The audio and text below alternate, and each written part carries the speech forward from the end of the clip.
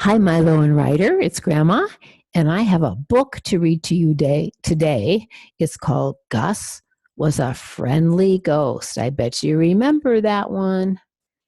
Let's read it. Here we go. Gus was a friendly ghost.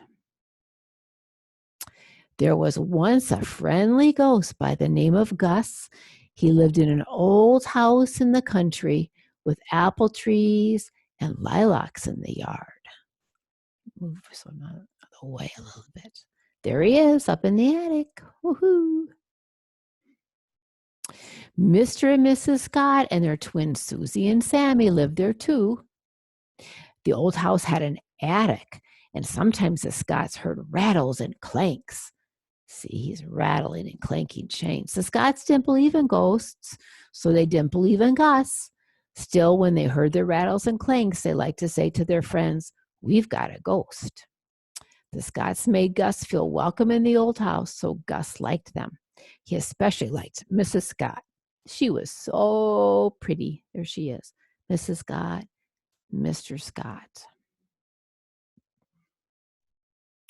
Well, Gus wanted to please them all, so he rattled and clanked in the attic the way ghosts are supposed to do. "We've got a ghost," said the Scotts proudly, although he didn't believe in ghosts. Then autumn came and the Scott family left. There was no need to rattle and clank. Gus had nothing to do but sit around. "Oh, he looks so lonely. It makes me sad. He's so lonely." See, they're driving away in their car. One day he was so lonely sitting by himself that he went for a walk and he met a mouse.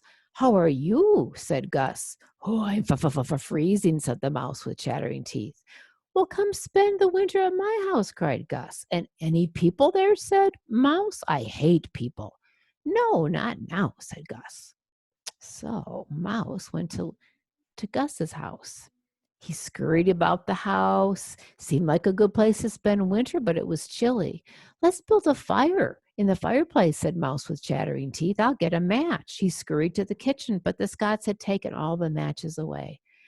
"Oh, bother," cried Mouse. Gus had never built a fire. Ghosts never get cold, but he wanted Mouse to be happy in his house. So he said some ghostly words he knew, and a fire began to blaze in the fireplace. "Well," said Mouse with delight, "let's have a bite." So he went to look in the kitchen cupboard, but look, there's no food. There's just pepper, ketchup, and mustard. That's not very much food. "Well, there isn't any food," said Mouse.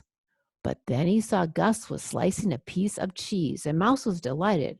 Gus was pleased that he had thought of the cheese. Gus pulled a table up to the hearth, and he piled 9 pillows in the chair for Mouse. And Mouse enjoyed his toasted cheese. Look, he's got a full tummy, sitting on the nice cushions. He's all cozy.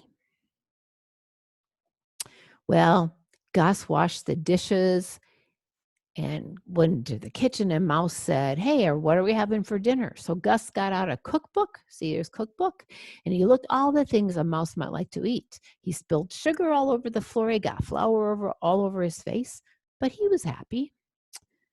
Gus burned his fingers, but he made macaroni and cheese and cheesecake, and he whipped up cheese soup and cheese sauces, and he baked cheese bread and cheese biscuits and cheese popovers and cheese pie. Mouse never had time to help. He was so busy with various matters. But Gus didn't mind. Mouse grew plump on cheese sauce, and at night when it snowed, Mouse read to Gus by the fire. And sometimes they played checkers, and sometimes they popped corn, and firelight flickered on the old window panes, and smoke curled up in the chimney. No one was there to notice. Well, at last the snow melted and the sun grew warm and the buds on the apple tree swelled and the lilacs burst into bloom. And one day a car drove into the yard and the Scots were back.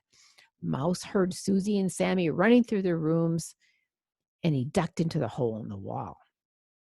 He peeked out of the mattress and he saw his friend Gus. He said, "I'll scare them away." "Why?" said Gus. "They're nice." He was glad to see the Scots, especially Mrs. Scott. But the mouse was not happy. And so because with Gus's cooking and everything, he was very mad to think that the Scott family had spoiled everything. Well, Gus couldn't cook with the Scotts with Mrs. Scott in the kitchen, so Gus scampered down the parlor with the Scotts were playing checkers.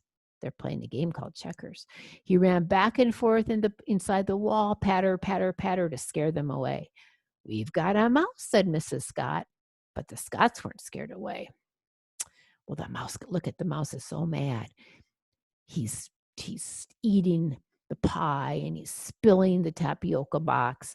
"What do you want to do that for?" said Gus to Mouse, but Mouse paid no attention. He scampered into the kitchen, he nibbled a piece of blackberry pie, and he tracked the juice around.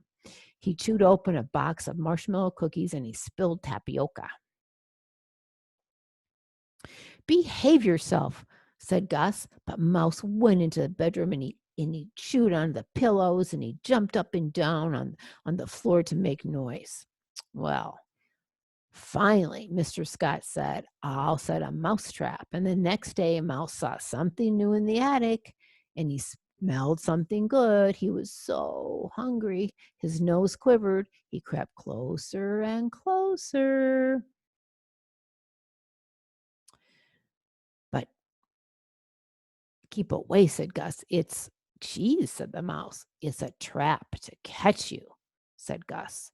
So Gus put signs up. "No, no, beware, halt, look out, stop, danger," because Gus didn't want the mouse to get caught in a mousetrap. But the more mousetraps Mr. Scott set, the more Mouse stamped about among the danger signs to scare the Scots away. Gus began to be really worried. He didn't want his friends, the Scots, bothered, and he didn't want his friend Mouse hurt. "I would never forgive myself if anything happened," he thought. So more signs. Don't do it. Don't do it. Halt. No. Keep away. Stop.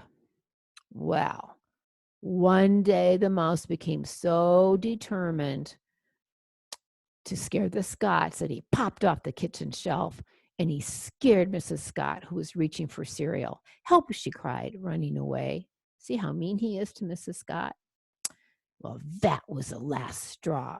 When Gus saw Mrs. Scott, who was so pretty and scared out of her wits, all of a sudden he pointed his finger at Mouse. "That's enough." Mouse was so shocked he stood very still. "Now you listen to me," said Gus. "If you want to stay in the house, you need to be quiet. You stop scaring Mrs. Scott." "I will." "And you stop nibbling and chewing. You go out in the garden and eat nasturtium seeds." "I will. I will keep quiet." "So I'll walk on tiptoe," said Mouse. "You'll stop stamping around the attic. I'm the only one allowed to make noise in the attic." "I'll be quiet as a mouse," said Mouse. "All right," said Gus. Then he saw how scared Mouse was, and he said, "It's just till the folks go away." So Mouse tiptoed around the house and ate nasturtium seeds in the garden. The Scot said, "That mouse is gone," and Mr. Scott took away traps. Gus rattled and clanked extra loud in the attic so Scots could say, "That's our ghost." And when the Scots went away for the winter, Gus and Mouse had a celebration with cheese croquettes, little yummy toasted pieces of cheese. And that is the end of the story. So it was really fun to read this story to you. And I can't wait to read another story and send it to you too.